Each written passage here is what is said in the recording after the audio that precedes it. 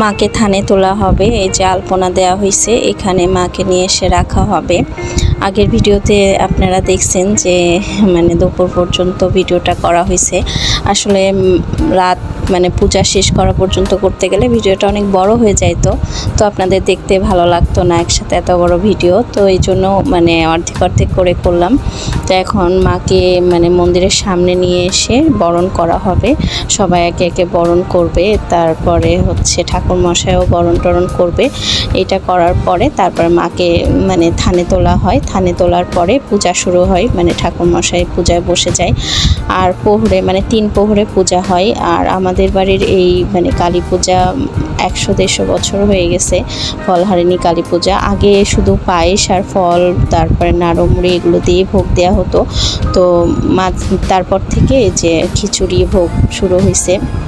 আর মায়ের হচ্ছে পূজার মানে মেয়ে নিয়ে হচ্ছে পায়েস পূর্ণভোগের যে পায়েস দেয়, আর এর জন্য মানে অনেক দুধেরই পায়েস করা হয়। আর প্রায় গ্রামের মানে আমাদের যে পাড়াটা মানে এই আমাদের পাড়া তার আশেপাশের পাড়াটারা দিয়ে প্রায় 700-800 মানে এরও বেশি লোক হয়।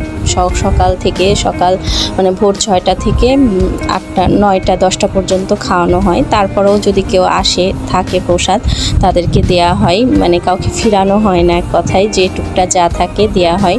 তো এখন এই যে ঠাকুর মশাই বরণ করছে, আর এই পাশে রান্নাবাড়ি হচ্ছে, মানে পাশে যে চুলাগুলো দেখাইছিলাম এর আগের ভিডিওতে। প্রথমে পায়েস হয়, তারপরে খিচুড়ি আর সবজি হয়, তরকারি। তো সব ভিডিও আসলে ওইভাবে নেওয়া হয়নি ব্যস্ততার মধ্যে। আমি তো একাই মানে ভিডিও করি, ওইভাবে ভিডিও করে দেওয়ার কেউ নাই। টুকটাক বললে করে দেয়, আসলে সবাই ব্যস্ত ছিল। এই যে এখন মাকে থানে তোলা হচ্ছে। তো তারপরে ঠাকুরমশাই পূজায় বসবে।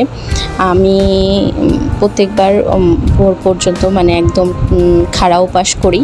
তো এবার আর করতে পারিনি, মানে রাত্রে জার্নি করে গেছি। আবার কয়েকদিন আগে থেকেই ওই যে দিদিরা আসছিল, দৌড়াদৌড়ি হয়েছে, সব মিলাই মানে শরীর আর সাথ দেয়নি জন্য মাকে থানে তোলার পরে আমি খেয়ে নিছি। আর এই যে পূর্ণভোগের পায়েস এগুলো। এখন পূজা শুরু হয়ে গেছে, ঢাক বাজাচ্ছে। আর মানে আমাদের এই পূজাটা অনেক শুদ্ধভাবে মানে করা হয়। আমি জানি সবাই পূজা শুদ্ধভাবেই করে, তারপরেও মানে অনেক নিয়ম অবশ্য আগের থেকে এখন করা হয় না, কারণ আমার কর্তা শাশুড়ির সময় নাকি আরও অনেক বেশি নিয়ম ছিল। তো এখন আসলে সবার বয়স হয়ে যাচ্ছে, আর এখন তো সবাই মানে আধুনিক হয়ে গেছে। তো এই তো পূজা শুরু মানে শেষ হয়ে গেছে। আমি ওই যে বললাম যে আজকে এবার মানে খাড়া উপাস করতে পারিনি, রাত 9টা-10টা পর্যন্ত ছিলাম, তারপরে খেয়ে নিয়েছি, মানে অঞ্জলি দিয়ে নিই। এখন ভোরবেলা প্রায় 4:30-5টা বাজে।